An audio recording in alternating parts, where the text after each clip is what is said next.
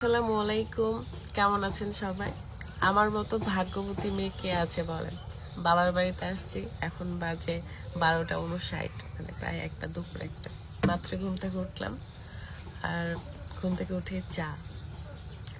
তো আমার মতো ভাগ্যবতী নারী কে কে আছে যে বাবার বাড়িতে আসার পরেও এরকম শান্তিতে থাকে?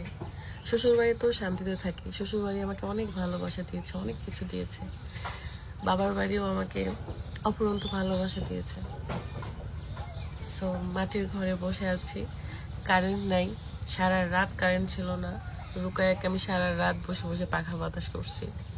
তো তখন মনে হলো যে আমার বাসায় একটা আইপিএস দরকার। আমি নিজেকে কন্ট্রোল করে নিচ্ছি। অতটাও বেশি গরম ছিল না আজকে গ্রামে, কারণ বৃষ্টি হয়েছিল রাতের বেলা। তো কিন্তু রুকাইয়া প্রচণ্ড ঘেমে যাচ্ছিল, তো ওকে বসে বসে সারা রাত বাতাস করছি। ঘুমাইছি সকাল 7টার দিকে।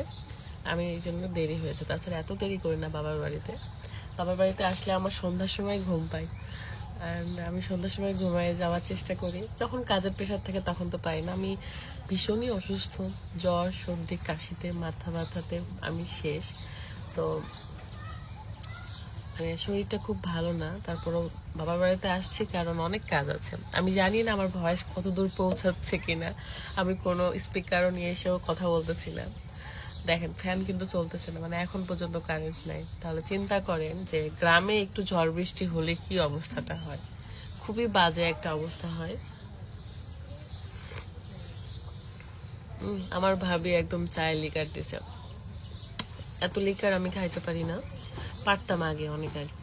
আমি আগে তো চিনি ছাড়াই চা খেতে পারতাম, চিনি ছাড়া কফি খেতে পারতাম। ব্ল্যাক কফি আমার খুব পছন্দ ছিল, আমার এখনো ব্ল্যাক কফি অনেক পছন্দ, কিন্তু চিনি ছাড়া না। অল্প একটু চিনি হলেও লাগবে।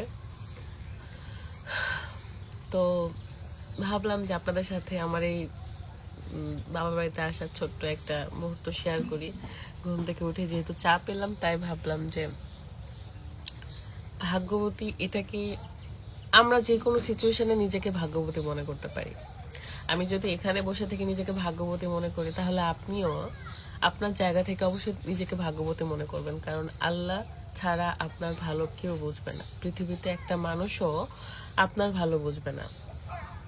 যত আল্লাহ আপনাকে নিয়ে যতখানি ভাবে বা আপনাকে নিয়ে যতখানি ভেবে রেখেছে, আপনার ভাগ্যে যা লিখে রেখেছে সেটা আপনার জন্য বেস্ট।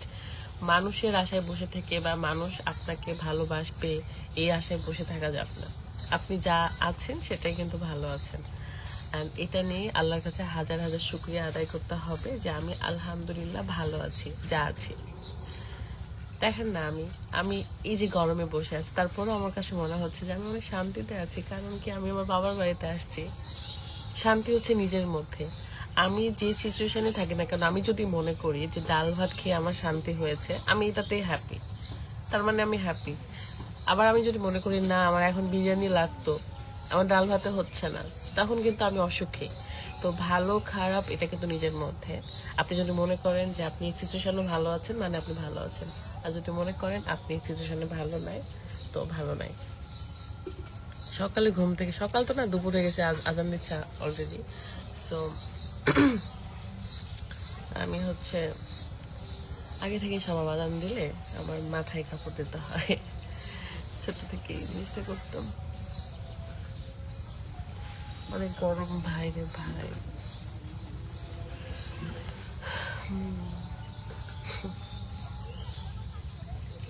ঠিক আছে, আমরা সবাই যে যার জায়গা থেকে ভালো থাকি। অ্যান্ড দোয়া করি পাশের মানুষটার জন্য, দূরের মানুষটার জন্য, ভালোবাসার মানুষটার জন্য, শত্রুর জন্য, সবার জন্যই দোয়া করি। ভালো থাকবেন, অ্যান্ড আল্লাহ হাফেজ। আমি যেহেতু বাবার বাড়িতে আসি, চেষ্টা করব, আমি যেহেতু অনেক বেশি অসুস্থ, তাও চেষ্টা করবো আমি টুকটাক ব্লগ আপলোড দেওয়ার। যে কাজে আসি সেই কাজটাকে কমপ্লিট করব, তারপরে হচ্ছে ব্লগ শেয়ার করব। আপাতত বিথি স্ট্যাটন থেকে আপনার এই ছোট্ট সুন্দর আমার ভয়েস, ভাঙা ভাঙা ভয়েসের এই সুন্দর শর্ট ভিডিও দেখে নিলেন। Thank you so much. ভালো থাকবেন। আল্লাহ হাফেজ। আসসালামু আলাইকুম।